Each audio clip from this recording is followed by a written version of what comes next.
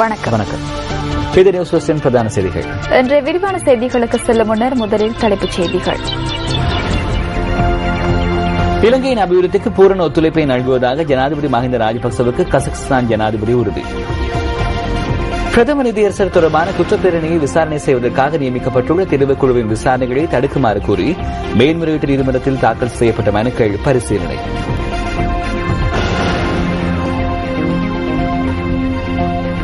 கடந்த 90 மணித்தியாலங்களுக்குள் நாட்டின் பல்வேறு பகுதிகளிலும் 12 கொலை சம்பவங்கள்.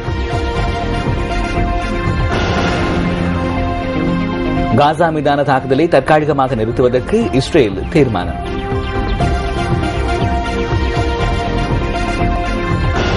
ஜிஎஸ்பி வரிச்சலுகையை மீண்டும் பெற்றுக் கொள்வதற்கான காலம் உதயமாகியுள்ளதாக இலங்கை ஆடை ஏற்றுமதியாளர்கள் சங்கம் தெரிவிப்பு. தொடர்பான உள்நாட்டுச் செய்திகள். பிரதம நீதியரசர் கலாநிதி ஷிராணி பண்டாரநாயக்கவுக்கு எதிரான குற்றப்பிரேரணையை விசாரணை செய்வதற்காக நியமிக்கப்பட்டுள்ள தெரிவுக்குழுவின் விசாரணையை தடுக்குமாறு கோரி மேன்முறையீட்டு நீதிமன்றத்தில் தாக்கல் செய்யப்பட்ட மனுக்கள் சில இன்று பரிசீலனைக்கு எடுத்துக் கொள்ளப்பட்டன. குறித்த குற்றப்பிரேரணையை விசாரணை செய்வதற்காக நியமிக்கப்பட்டுள்ள தெரிவுக்குழுவுக்கு நீதிமன்ற அதிகாரம் இல்லை என அறிவிக்குமாறு மனுதாரர்கள் கோரிக்கை விடுத்திருந்தனர். எவரேனும் ஒருவரை குற்றவாளியாக அடையாளப்படுத்த வேண்டுமாயின் அந்த அதிகாரம் நீதிமன்ற அதிகாரமுள்ள நிறுவனம் ஒன்றுக்கே உள்ளதாக மனுதாரர்கள் சார்பில் ஆஜரான சட்டத்தரணிகள் நீதிமன்றத்தில் சுட்டிக்காட்டினர். விசேட பாராளுமன்ற தெரிவுக்குழுவுக்கு அத்தகைய அதிகாரம் காணப்படாமையினால் அது அரசியலமைப்புக்கு ஏற்புடையது அல்ல என மனுதாரர்கள் சார்பில் ஆஜரான சட்டத்தரணிகள் குறிப்பிட்டனர். விடயங்களை ஆராய்ந்த மூவர் அடங்கிய மேன்முறையீட்டு நீதிபதிகள் குழாம் இந்த விடயம் தொடர்பாக உயர் நீதிமன்றத்திடமிருந்து அரசியலமைப்பின் பொருள் குடலை பெற்றுக்கொள்ள தீர்மானித்துள்ளது. அரசியலமைப்பின் 107ஆம் பிரிவின் கீழான இந்த குற்றப்பிரேரணை தொடர்பில் விசாரணை செய்வதற்கான உரிமை நீதிமன்ற அதிகாரமுள்ள நிறுவனம் ஒன்றுக்கே உள்ளதாக சட்டத்தரணிகள் எடுத்துக் கூறினர். அரசியலமைப்பின் 4ஆம் 3ஆம் பிரிவின்படி விடயங்கள் எடுத்துக் கூறப்பட்டன. எனவே பாராளுமன்ற தெரிவுக்குழுவின் ஊடான விசாரணை அரசியலமைப்புக்கு ஏற்புடையது அல்ல என்பதனை நீதிமன்றத்தில் கூறினோம். அவ்வாறான தவறான ஒரு வியூகம் மூலம் பிரதம நீதியரசரை விசாரணைக்கு உட்படுத்துவது தவறு என்றும் சுட்டிக்காட்டினோம். இதேவேளை விசேட தெரிவுக்குழுவில் உள்ள சில பிரதிநிதிகள் பக்கச்சார்பானர்கள் என மேன்முறையீட்டு நீதிமன்றத்தில் தாக்கல் செய்யப்பட்டுள்ள மேலும் சில மனுக்களில் குறிப்பிடப்பட்டுள்ளன. அந்த மனு தாக்கல் செய்யப்படும் நீதிமன்றத்தில் முதலில் பரிசீலனைக்குட்படுத்த சட்ட ரீதியிலான ஒழுங்குகள் காணப்படுவதாக இதன்போது மனுதாரர்களுக்கு மேன்முறையீட்டு நீதிமன்றம் அறிவித்தது. 2012ஆம் ஆண்டு நவம்பர் மாதம் 6ஆம் தேதி பாராளுமன்ற நிகழ்ச்சி நிரலில் உள்ளடக்கப்பட்ட பிரதம நீதியரசர் கலாநிதி ஷிராணி பண்டாரநாயக்கவை பதவியிலிருந்து நீக்குவதற்காக சமர்ப்பிக்கப்பட்டுள்ள குற்றவியல் பிரேரணை தொடர்பில் ஆராய்வதற்காக நியமிக்கப்பட்ட தெரிவுக்குழுவில் அங்கம் வகிக்கும் தமது கட்சியின் உறுப்பினர்களுக்கு ஒத்துழைப்பு வழங்குவதற்காக எதிர்க்கட்சித் தலைவர் ரணில் விக்ரமசிங்க சட்டத்தரணிகள் குழு ஒன்றை நியமித்துள்ளார். ஜனாதிபதி சட்டத்தரணி ஸ்ரீநாத் பெரேரா மற்றும் ஹர்ஷ சோய்சா, ரொனால்ட் பெரேரா ஆகியோர் இந்த குழுவில் இடம்பெற்றுள்ளனர். அத்துடன் தயா பல்பொல, சந்திம மெண்டிஸ், சுலைமான் முஹீதீன், ரொஹான் குணபால, NR சிவேந்திரன் மற்றும் முர்ஷித் மஹ்ரூப் ஆகியோரும் இந்த சட்டத்தரணிகள் குழாமில் அடங்குகின்றனர். யுத்தம் முடிவுக்கு கொண்டுவரப்பட்டதன் பின்னர் இலங்கையில் மேற்கொள்ளப்படும் அபிவிருத்தி திட்டங்களை வெற்றி பெற செய்வதற்கு கசகஸ்தான் முழுமையான ஒத்துழைப்பை வழங்கும் என கசகஸ்தான் ஜனாதிபதி நூர் சுல்தான் நசர்பே தெரிவித்துள்ளார். 3 நாள் உத்தியோகபூர்வ விஜயம் ஒன்றை மேற்கொண்டு கசகஸ்தான் சென்றுள்ள ஜனாதிபதி மஹிந்த ராஜபக்சவுக்கு அந்த நாட்டு ஜனாதிபதிக்கும் இடையில் இடம்பெற்ற சந்திப்பின் போதே அவர் இதனை தெரிவித்துள்ளார். கசகஸ்தானின் ஜனாதிபதி மாளிகைக்கு சென்ற இலங்கை ஜனாதிபதி உள்ளிட்ட ராஜதந்திரிகளுக்கு அமோக வரவேற்பு அளிக்கப்பட்டது.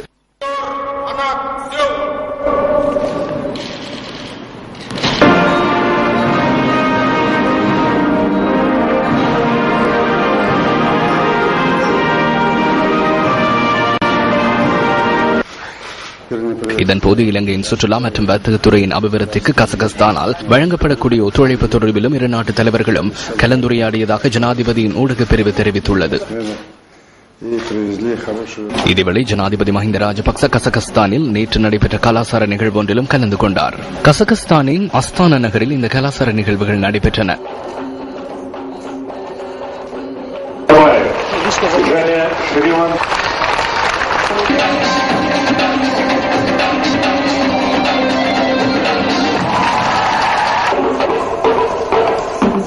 இலங்கைக்கும் கசகஸ்தானுக்கும் இடையில் 1992 ஆண்டிலிருந்து ராஜதந்திர பொருளாதார வர்த்தக மற்றும் கலாச்சார உறவுகள் பேணப்பட்டு வருகின்றன. இந்த உறவினை மேலும் வலுப்படுத்துவதே ஜனாதிபதியின் இந்த விஜயத்தின் நோக்கமாகும். இலங்கை தலைவர் ஒருவர் கசகஸ்தானுக்கு விஜயம் மேற்கொண்ட முதலாவது சந்தர்ப்பம் இது என்பது குறிப்பிடத்தக்கதாகும்.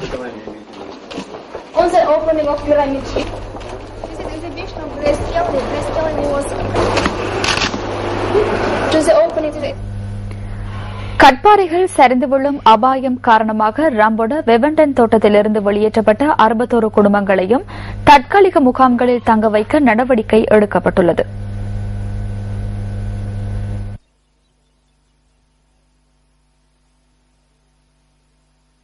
இதற்காக பெருந்தோட்ட அமைச்சின் காணி ஒன்று ஒதுக்கப்பட்டுள்ளதாக நுவரெலியா மாவட்ட செயலாளர் டிபிஜி குமாரசிறை தெரிவிக்கின்றார். பெருந்தோட்ட அமைச்சின் செயலாளருடனும் அனைத்து முகாமைத்துவ அமைச்சின் செயலாளருடனும் கலந்துரையாடி இந்த தீர்மானம் எடுக்கப்பட்டதாக அவர் குறிப்பிட்டார். இந்த வாரத்திற்குள் குறித்த மக்களை தற்காலிக முகாம்களில் தங்க வைக்கும் நடவடிக்கைகளை நிறைவு செய்ய எதிர்பார்த்துள்ளதாக மாவட்ட செயலாளர் தெரிவித்தார்.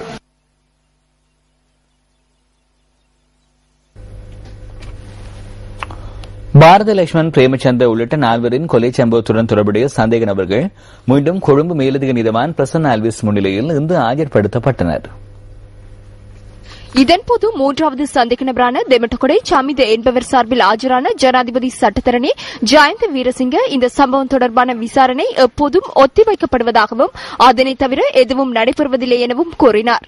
சட்டமா அதிபரின் ஆலோசனையை பெற்றுக் கொள்வதற்கான ஆவணங்களை எவரிடம் ஒப்படைத்ததாக அந்த சட்டத்தரணி குற்றப்புலனாய்வு திணைக்களத்தின் பிரதி போலீஸ் அத்தியட்சகர் ஷானி அபேசேகரவிடம் வினவினார். சுமார் 4 தடவைகள் குறித்த ஆவணங்கள் சட்டமா அதிபர் திணைக்களத்தின் சட்டத்தரணி மாதவ தென்னகோனிடம் ஒப்படைக்கப்பட்டதாக இதற்கு பதிலளித்த ஷானி அபேசேகர தெரிவித்தார். சந்தேக நபர்களை டிசம்பர் மாதம் 4ஆம் தேதி நீதிமன்றத்தில் மீண்டும் ஆஜர்படுத்துமாறு நீதவான் உத்தரவிட்டார். வெளிநாடுகளிடமிருந்து கடனாக பணத்தை பெற்று அதனை உதவித்தொகையாக வேறு சில நாடுகளுக்கு எவ்வாறு வழங்க முடியும் என ஐக்கிய தேசிய கட்சி அரசாங்கத்திடம் கேள்வி எழுப்பியுள்ளது. இன்று நடைபெற்ற ஊடகவியலாளர் சந்திப்பில் கட்சியின் பொதுச் செயலாளர் தி சத்தநாயக்க இது தொடர்பில் வினவினார்.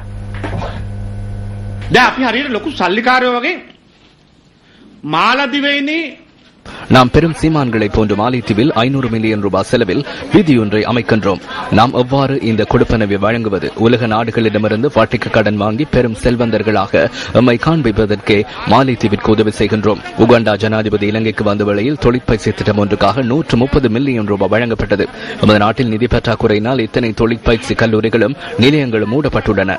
வரவு செலவு திட்டத்தை ஈடு செய்ய நம்மால் முடியவில்லை. இவ்வாறு தேசத்தின் நிதியை செலவு செய்யும் நடைமுறைகள் தொடர்பில் ஆக குறைந்தது பாராளுமன்றத்திலும் அறிக்கையிடவில்லை. අපේ අයවැය පියවගන්න විදිහක් නැහැ. මේ විදිහට ජාතික මුදල් නාස්ති කිරීම අඩු ගානේ පාර්ලිමේන්තුවටත් වාර්තා කරලා නැහැ. பேராசிரியர் சேனக பிபிலேவின் தேசிய ஊடக கொள்கையை நடைமுறைப்படுத்துவதாக அரசாங்கம் உறுதிமொழி அளித்து 4 வருடங்கள் கடந்துள்ள போதிலும் அந்த உறுதிமொழி வெறுமனே வார்த்தைகளுக்கு மாத்திரம் மட்டுப்படுத்தப்பட்டுள்ளதாக ஐக்கிய தேசிய கட்சியின் பிரதி தலைவர் சஜித் பிரேமதாஸ் தெரிவித்துள்ளார். இன்று நடைபெற்ற ஊடகவியலாளர் சந்திப்பின் போதே அவர் இதனை குறிப்பிட்டுள்ளார். මොකද්ද මේ සේනක බිබිලේ ජාතික ඖෂධ ප්‍රතිපත්තිය කියන්නේ මොකක්ද? සහන මිලකට சேனக பிபிலே தேசிய ஊடக கொள்கை என்றால் என்ன? நிவாரண விலைக்கு தரம் வாய்ந்த அத்தியாவசிய மருந்து வகைகளை நாட்டு மக்களது சுகாதார தேவைகளை பூர்த்தி செய்வதற்காக நிரந்தரமாக வழங்குவதாகும். சேனக பிபிலே தேசிய ஊடக கொள்கையை நடைமுறைப்படுத்துவதாக அரசாங்கம் இன்று நேற்று கூறவில்லை. 2005ஆம் ஆண்டை கூறியது. தொடர்ந்து இந்த அரசாங்கமும் அரசு பிரதிநிதிகளும் பல்வேறு சந்தர்ப்பங்களிலும் சேனக பிபிலே தேசிய ஊடக கொள்கையின் முக்கியத்துவம் தொடர்பில் தெளிவுபடுத்தினர். முழு உலகமும் அதனை ஏற்றுக்கொண்டதாக தெரிவிக்கப்படுகிறது. நாடும் அதனை ஏற்றுக்கொண்டதாக குறிப்பிடுகின்றனர். அதனை நடைமுறைப்படுத்துவார்களாம். எனினும் அதனை வார்த்தைகளுக்கு மாத்திரமே மட்டுப்படுத்தப்பட்டுள்ளது.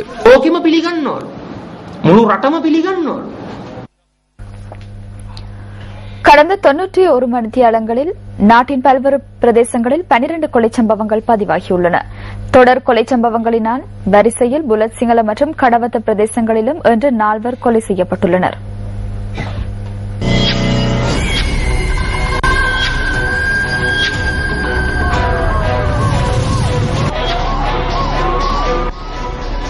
දිනෙන් දින ශ්‍රී ලංකාවේ සිදුවන ඝාතන අතරට நாளாந்தம் நாட்டில் இடம்பெறும் கொலை சம்பவங்களில் இன்று அதிகாலை மற்றும் ஒரு முக்கொலை சம்பவம் ஒன்றும் பதிவாகியுள்ளது. நான் இருப்பது புலாத் சிங்கள அல் அத்துர பிரதேசத்தில். இந்த வீட்டில் வசித்த தந்தை, தாய், மகன் ஆகியோர் இன்று அதிகாலை கொலை செய்யப்பட்டுள்ளனர். පියා සහ පුතා අද අලුයම ඝාතනය කර තිබෙනවා.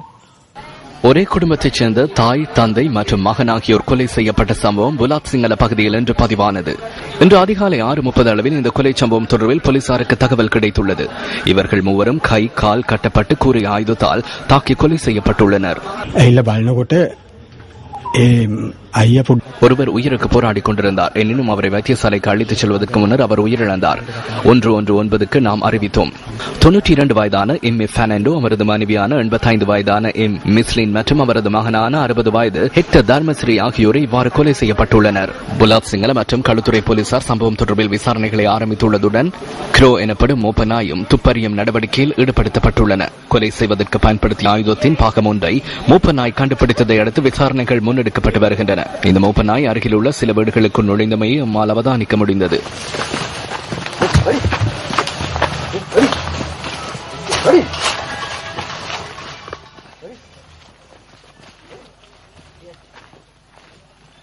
உயிரிழப்பதற்கு முன்னர் குறித்த குடும்பத்தினர் அண்மையில் காணி ஒன்றை விற்றுள்ளதாக கொலை செய்யப்பட்டவர்களின் உறவினர்கள் கூறினர். கொலை செய்யப்பட்டுள்ள எம் ஏ பெர்னாண்டோ இதற்கு முன்னர் தோட்ட அதிகாரியாக செயற்பட்டுள்ளார். அவரது மகன் மனநோயால் பாதிக்கப்பட்டிருந்ததாகவும் அவரது உறவினர்கள் குறிப்பிட்டனர்.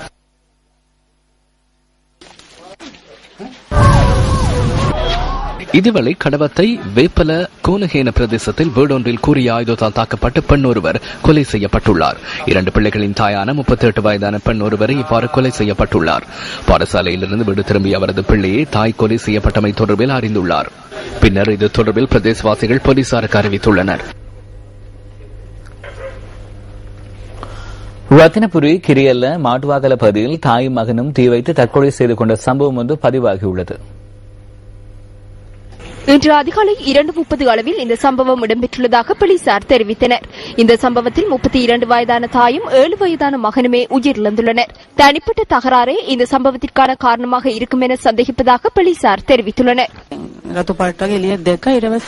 சிவப்பு நிறத்திலான வெளிச்சம் ஒன்றை கண்ணுற்றதன் பின்னர் அயலவர்களை அழைத்துக் கொண்டு அந்த இடத்திற்கு சென்றோம். அந்த வீட்டில் எந்த ஒரு சத்தமும் கேட்கவில்லை. பின்னர் கதவுகள் திறந்திருந்த அறையில் இருவரும் தீ வைத்துக் கொண்டனர். தண்ணீரை கொண்டு அனைவரும் அதனை அணைக்க முற்பட்டனர். உயிரிழந்த தாயின் சடலம் தற்போது இரத்தினபுரி வைத்தியசாலையில் வைக்கப்பட்டுள்ளது. காலி டிக்சன் சந்தியில் கூறிய ஆயுதத்தால் குத்தி ஒருவர் கொலை செய்யப்பட்டிருந்தார். காலி போத்தலம் மகசோன் பகுதியில் துப்பாக்கிச் சூட்டுக்கு இலக்கான 4 சடலங்கள் மீட்கப்பட்டன. இந்த கொலை சம்பவம் தொடர்பில் 4 கைது செய்யப்பட்டனர். கைது செய்யப்பட்ட 4 விடுதலை. இந்த கொலை சம்பவத்திற்கு பொறுப்பு கூற வேண்டியது யார்? சட்டம் நடைமுறைப்படுத்தப்படுவதில் உள்ள தடை என்ன? விளம்பரங்களின் பின்னர் நியூஸ் ஃபர்ஸ்டின் பிரதான செய்திகள் தொடரும். அக்ராசனத்தினால் தனக்கு நேற்று அசாதாரணம் ஏற்பட்டதாக எதிர்க்கட்சித் தலைவர் ரணில் விக்ரமசிங்க இன்று பாராளுமன்றத்தில் தெரிவித்துள்ளார். இந்த சபையில் சிரானலஸ் என்னை பற்றி கருத்து வெளியிடும் போது நாம் குழுநிலை விவாதத்தில் ஈடுபட்டிருந்தோம். குழுநிலை விவாதத்தின் போது 2வது சந்தர்ப்பத்திலாவது 3வது சந்தர்ப்பத்திலாவது உரை நிகழ்த்த முடியும். அதனை செய்யவில்லை. என்னை பற்றி கூறப்பட்ட விடயங்கள் தொடர்பில் பதிலளிப்பதற்கான சந்தர்ப்பம் ஒன்றை அக்ராசனத்திடம் கூறினேன். அதற்கான வாய்ப்பு வழங்கப்படவில்லை. நேற்றைய தினம் கேட்கப்பட்ட கேள்வி நியாயமானதா இல்லையா என்பது தொடர்பிலான விடயங்களை ஆராய்ந்து பார்க்குமாறு கேட்டுக்கொள்கிறேன். ஆளும் கட்சியின் பிரதம கொறடா ஒவ்வொரு குழுக்களுக்கும் காலத்தை பிரித்து வழங்குகிறார். அதேபோன்று எதிர்க்கட்சியின் பிரதம கொறடாவும் செயல்படுகிறார். சிரான் அரசுக்கு நேரம் ஒதுக்கப்பட்டிருந்தது. அதில் எவ்வித பிரச்சனையும் கிடையாது. அதனைத் தொடர்ந்து அக்ராசனம் 5 நிமிடங்களில் அதிகமாக அவருக்கு வழங்கியது. அந்த நேரத்தை எதிர்க்கட்சியின் நேரத்திலிருந்து எடுக்க வேண்டாம். ஒரு குறிப்பிட்ட காலமே அவருக்கு வழங்கப்பட்டுள்ளது. அவர் கேட்கவில்லை. அவருடைய அனுமதியின்றி வழங்கப்பட்டது. அந்த சந்தர்ப்பத்தில் அவருடன் வாத பிரதிவாதங்களில் ஈடுபட நேர்ந்தது. அது தொடர்பில் பிரச்சனை நிலவியிருப்பின் அதற்காக மன்னிப்பு கோருகிறேன். எவ்வாறாயினும் சபையின் சம்பிரதாயம் மற்றும் சிறப்புரிமைகள் நேற்றைய தினம் பேணப்பட்டதா என்பதனையே கவனத்தில் கொள்ள வேண்டும். එතුමා සඳහන් කරපු කරුණ පිළිබඳව පටිගත කරපු ඒවා බලලා මුළුසුනෙන් හෝ යම්කිසි අඩුවක් වුණා නම් ඒ ගැන සොයලා බලලා අපි මුළුසුනේ ඉන්න සියලුම മന്ത്രിවරුන්ට අවශ්‍ය උපදෙස් දෙන්නත් DNA leader in the house தனக்கு மேலதிகமாக 5 நிமிடங்களை ஒதுக்கி தருமாறு தமிழ் தேசிய கூட்டமைப்பின் பாராளுமன்ற குழு தலைவர் எனக்கு எழுத்து மூலம் அறிவித்தார். அந்த ஆவணங்கள் என் வசம் உள்ளன. எதிர்க்கட்சித் தலைவர் தவறான தகவல்களையே வழங்குகிறார்.